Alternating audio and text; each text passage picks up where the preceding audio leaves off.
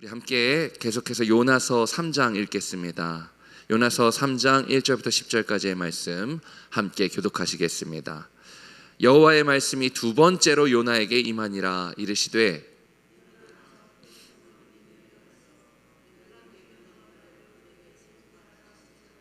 요나가 여호와의 말씀대로 일어나서 니느웨로 가니라.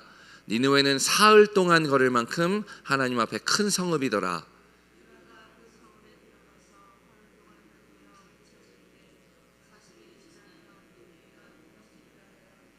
니느웨 사람들이 하나님을 믿고 금식을 선포하고 높고 낮은 자를 막론하고 굵은 베옷을 입은지라.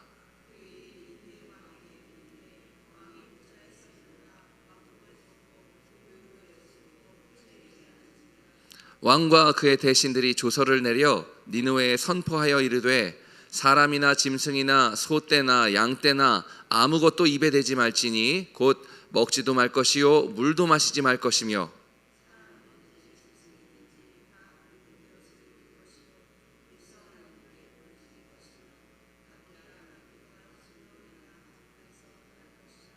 하나님이 뜻을 돌이키시고 그 진노를 그치사 우리가 멸망하지 않게 하시리라. 그렇지 않을 줄을 누가 알겠느냐 한지라.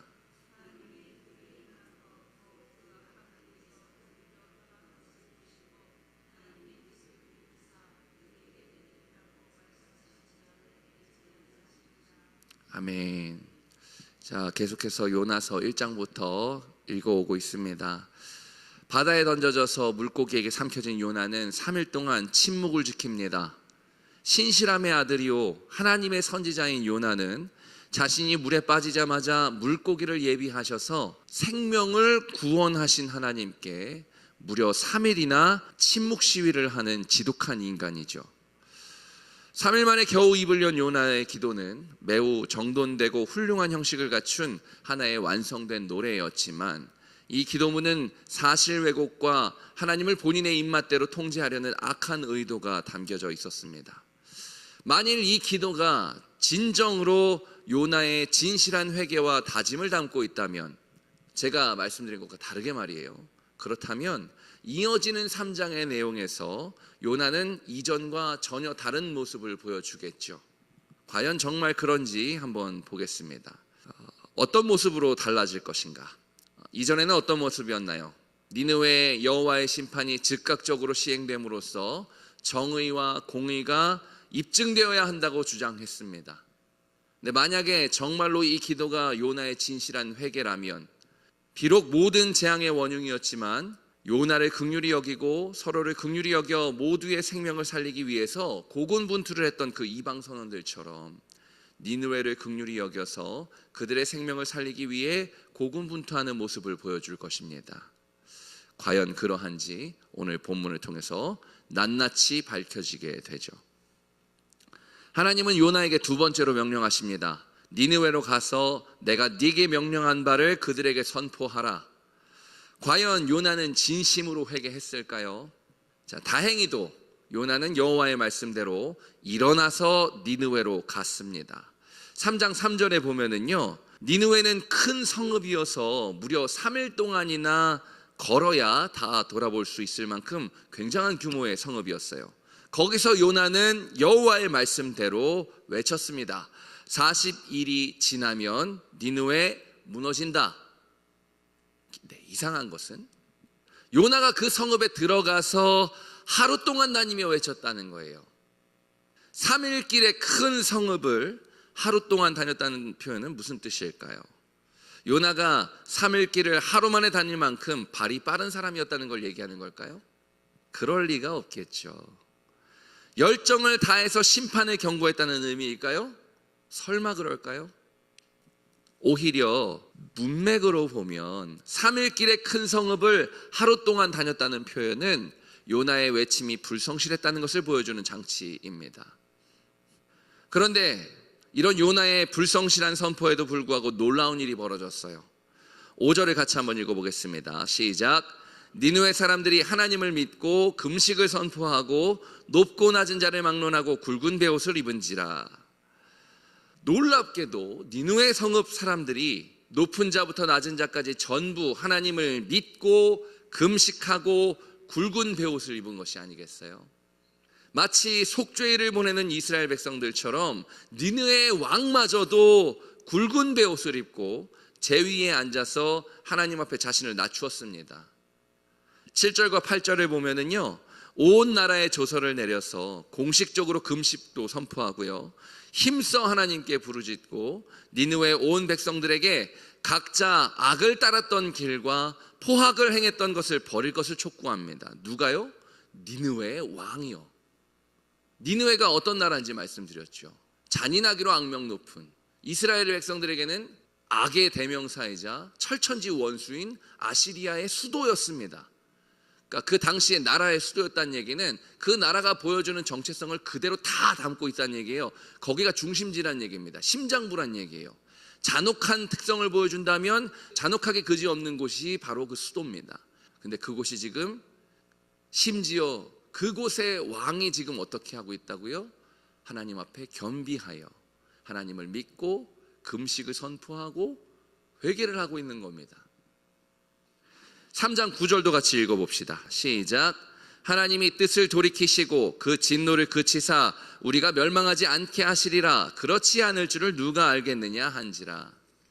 자, 중요한 것은요, 이렇게 진실하게 악을 버리고 간절한 마음으로 여호와의 긍휼을 간구하고 있음에도 불구하고 니느웨 사람들이 여호와의 긍휼을 당연하게 여기지 않았다는 겁니다.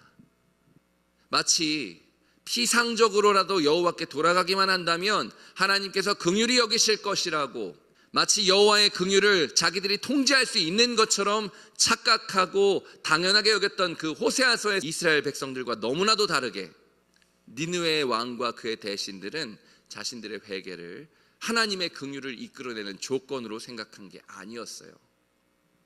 그게 아니라 니느웨 왕과 그의 대신들은 이 회개를 악과 포악에서 돌이키는 것을 하나님의 긍휼에 의존하는 간절한 반응으로 이해하고 있는 것입니다. 놀랍게도 니느웨 왕의 이러한 태도는 옷을 찢지 말고 마음을 찢으라고 했던 요엘 선지자의 외침과 결을 같이 합니다. 주께서 혹시 마음과 뜻을 돌이키시고 그 뒤에 복을 내리사 너희 하나님 여호와께 소제와 전제를 드리게 하실는지 누가 알겠느냐. 이렇게 하면 이렇게 해주실 것이다, 이렇게 확정적으로 얘기한 게 아니고요, 그러니까 조건으로 얘기한 게 아닌 겁니다. 요엘 선지자가 회개하라고 마음을 찢으라고 촉구했던 이유는 하나님께서 그렇게 하면은 긍휼히 여기신다 이런 확정적이기 때문이 아니라 하나님께서 긍휼히 여기시도록 우리가 마음을 찢자라는 얘기를 했던 거예요. 니느웨 왕의 선포도 같은 맥락인 겁니다. 이로써 우리는 분명히 알 수 있습니다. 결국 하나님은 니느웨가 그들의 악을 버리고 겸비한 것을 보시고 그들을 심판하시려는 뜻을 돌이키셨습니다. 왜냐하면 하나님의 심판 소식은 반드시 심판하시겠다는 하나님의 의지를 표명하신 것이 아니라 심판의 소식을 듣고 그 길에서 돌이키게 하시려는 경고의 목적을 두고 있기 때문입니다. 그래서 하나님은 니느웨가 비록 그동안 악과 포악을 일삼았지만 그 악한 길과 포악의 길에서 돌이켜 떠난 것을 보시고 하나님께서도 심판의 뜻을 돌이키심으로써 그들에게 긍휼을 베푸신 것이죠. 자, 왜냐하면 여호와라는 이름으로 자신을 알리신 이스라엘의 하나님은요, 출애굽기 34장 6절과 7절에서 분명하게 선언하듯이 자비롭고 은혜롭고 노하기를 더디하고 은혜와 신실함이 풍성하신 하나님이시며, 그렇기 때문에 백성들에 대한 긍휼을 영원히 유지하시기 위해서 잠깐 징계하시는 분이시기 때문이에요. 여호와 하나님의 심판은 심판 그 자체가 목적이 아니라 그 잠시 동안의 심판을 통해 악과 포악에서 돌이키게 하시는 것이 목적이라는 것입니다. 그래서 성경에서 여러분 언제나 하나님의 심판 뒤에는 하나님의 자비가 오는 겁니다. 요나는 선지자였습니다. 본래 선지자는 기본적으로 여호와 하나님과 그의 백성들 사이의 중재자였는데요, 이스라엘 백성들이 하나님의 뜻을 묻기 위해 선지자를 찾아가면 선지자는 하나님께서 응답하실 때까지 기도합니다. 바지끄댕이 잡고 막 기도하는 거예요. 그러다가 하나님께서 정하신 때가 딱 임하면 선지자에게 응답을 하시잖아요. 그리고 선지자는 기도를 의뢰한 백성에게 선지자에게 임한 그 하나님의 말씀을 전합니다. 이처럼 선지자는 여호와의 말씀, 즉 하나님의 마음을 전하는 자였기 때문에 여호와의 말씀을 맡은 자라는 의미로서 예언자였어요. 여기서 예언자는 미래의 일을 예견하는 자가 아닙니다. 우리가 예금할 때 은행에 예금한다라고 했을 때 그 예자예요. 맡기는 예자입니다. 맡기다 예자, 말씀 원자, 말씀을 맡은 사람, 그래서 예언자입니다. 또한 선지자는 하나님의 뜻을 온전히 전달하는 역할을 수행했기 때문에 기본적으로 선지자는 하나님의 뜻을 눈으로 직접 보고 중요하게는 하나님의 마음을 깊이 이해하는 자였습니다. 그래서 선지자는 하나님의 뜻을 직접 목격하고 깊이 이해한 자라는 의미에서 선견자라고 표현하기도 했어요.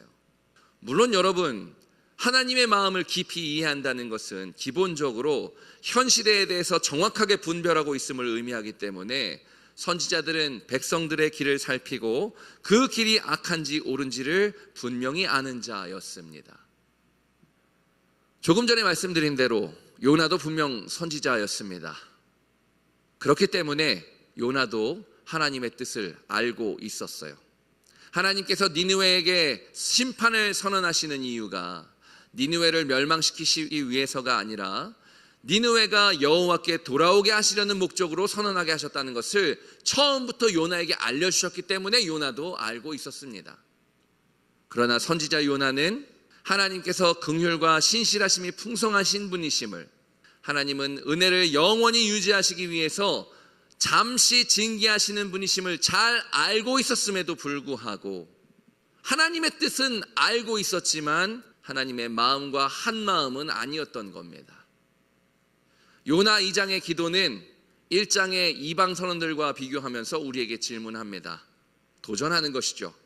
이방 선원들과 요나 중에 누가 진짜 악인가?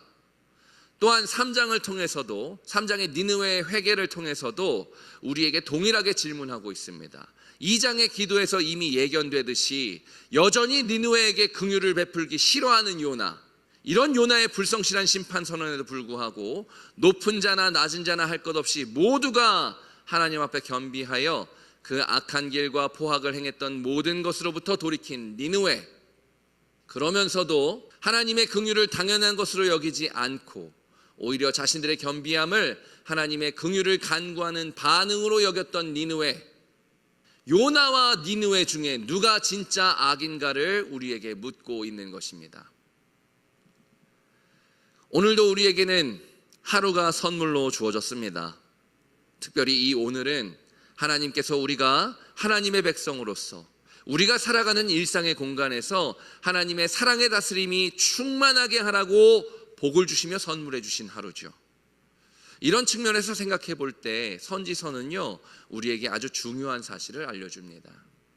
하나님의 뜻을 아는 것도 물론 중요하지만 그 뜻을 아는 것으로부터 시작해서 그 뜻에 담겨 있는 하나님의 마음을 깊이 이해하는 것이 더욱 중요하다는 것을 우리에게 알려주는 것이죠. 하나님께서 선물해 주신 여러분의 오늘이 단지 하나님의 뜻을 아는 데서 그치는 것이 아니라 지혜와 계시의 영이신 성령께서 우리의 마음의 눈을 밝혀주심으로써 은혜와 신실하심이 풍성하신 그 하나님의 마음을 깊이 깨달아 알게 하시고 그 실체를 분명히 깨달아 알게 하시고 그럼으로써 여러분의 일상이 긍휼과 하나님 아는 것으로 늘 충만하게 하시기를, 그래서 여러분의 일상이 의와 거룩, 다시 말해서 다름과 다름으로 살아가는 그런 거룩한 백성의 일상이 되게 하시기를 주님의 이름으로 간절히 축복합니다. 기도하겠습니다.